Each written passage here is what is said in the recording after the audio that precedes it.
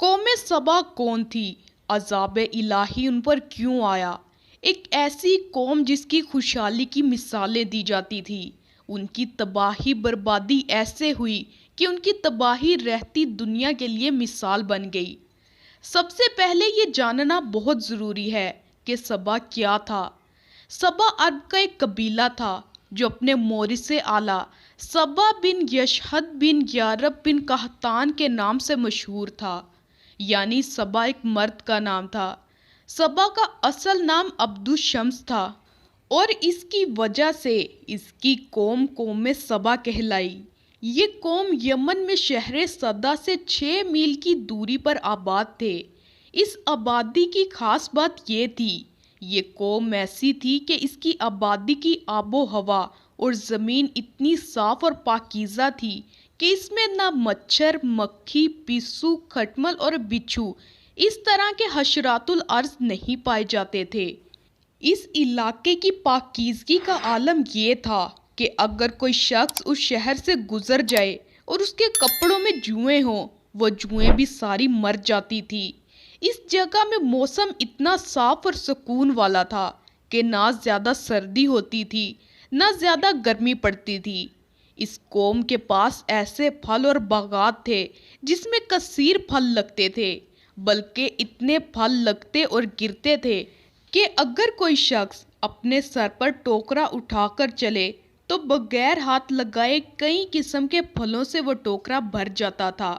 اللہ تعالیٰ نے قوم سبا کے لوگوں کو بہت سی نعمتیں عطا کی، لیکن اس کے باوجود اس قوم نے اللہ کا شکر ادا کرنے کے بجائے اللہ کی بہت ناشکری کی۔ یہ قوم سرکشی میں اتنی مبتلا ہو گئی کہ ان میں غرور اور تکبر بھر گیا اور سب کچھ خود کو سمجھنے لگے۔ قرآن پاک میں قوم سبا کا ذکر موجود ہے۔ قوم سبا کے لیے ان کی آبادی میں نشانی تھی، 2 باغ تھے، ایک دائیں طرف اور دوسرا بائیں طرف۔ اپنے رب کا رزق کھاؤ اور اس کا شکر ادا کرو، پاکیزہ شہر ہے اور بخشنے والا رب ہے۔ پھر انہوں نے منہ پھیر لیا تو ہم نے ان پر زوردار سیلاب بھیجا اور ہم نے ان کے دونوں باغوں کو 2 باغوں میں بدل دیا، جن میں بد مزہ پھل اور کچھ جھاؤ اور کچھ تھوڑے سے بیری کے درخت رہ گئے تھے۔ اللہ تعالیٰ نے اس قوم کی ہدایت کے لیے یک کے بعد دیگر 13 نبیوں کو ان کی ہدایت کے لیے بھیجا، جو قوم کو اللہ کی نعمتیں یاد دلواتے اور اللہ کے عذاب سے ڈراتے رہتے۔ مگر ان سرکش لوگوں نے اللہ کے نبیوں کو جھٹلایا، ان کی کوئی بات نہ مانی اور مزید ناشکری کرتے رہے۔ اس قوم کا ایک سردار تھا جس کا نام حماد تھا۔ وہ ایک متکبر، ظالم اور سرکش سردار تھا۔ اس کا ایک بیٹا تھا، اس کے بیٹے کا انتقال ہو گیا تو اس نے آسمان کی طرف منہ کر کے تھوکا، یعنی اپنے کفر کا اعلان کر دیا، اللہ سے بغاوت کا اعلان کر دیا اور اعلانیہ لوگوں کو کفر کی دعوت دینے لگا، اور جو کفر سے انکار کرتا اس کو قتل کر دیتا۔ اللہ کے نبیوں سے بہت برے تکبر لہجے میں کہتا کہ آپ لوگ اللہ سے کہہ دیجئے کہ اپنی نعمتوں کو ہم سے چھین لے۔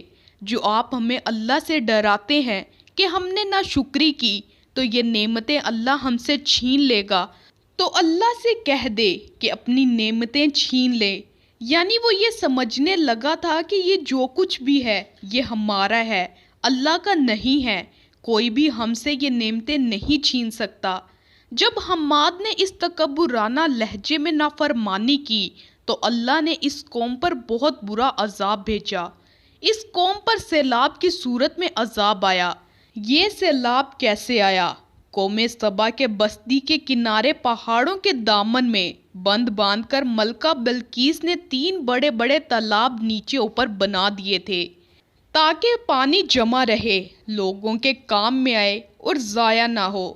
لیکن اللہ کے حکم سے ایک چوہے نے بند کی دیوار میں سوراخ کر دیا، پھر وہ سوراخ بڑھتا رہا اور پانی کے زور اور پریشر کی وجہ سے ایک بہت بڑا شگاف بن گیا، جس سے بند کی دیوار ٹوٹ گئی۔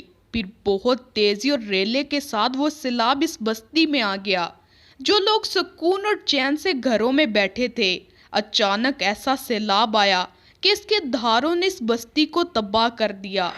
ہر طرف بربادی اور ویرانی کا دور دورہ ہو گیا۔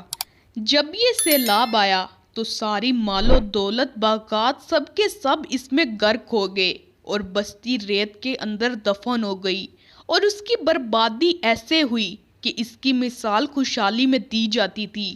اب یہ قوم رہتی دنیا کے لیے بربادی کی مثال بن گئی۔ عمدہ اور لذیذ پھلوں کے جہاں باغات تھے، ان کی جگہ چھاؤں اور جنگلی بیروں، خاردار اور خوفناک جنگل اگ گئے۔ قوم عمدہ اور لذیذ پھلوں کو ترس گئی۔ اس قوم کے بارے میں یہ بتایا جاتا ہے کہ خوبصورت باغ ایسے تو باغوں میں بدل گئے جو کڑوے اور انتہائی بدمزہ پھل تھے۔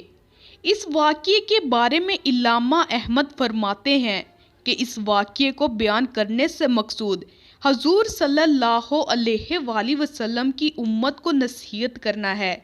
قوم سبا کے انجام سے نصیحت حاصل کریں اور اللہ نے ہمیں جو نعمتیں عطا کی ہیں اس پر اللہ کا شکر ادا کریں۔ اگر وہ ایسا نہ کریں گے تو انہیں بھی ایسے حالات کا سامنا کرنا پڑے گا۔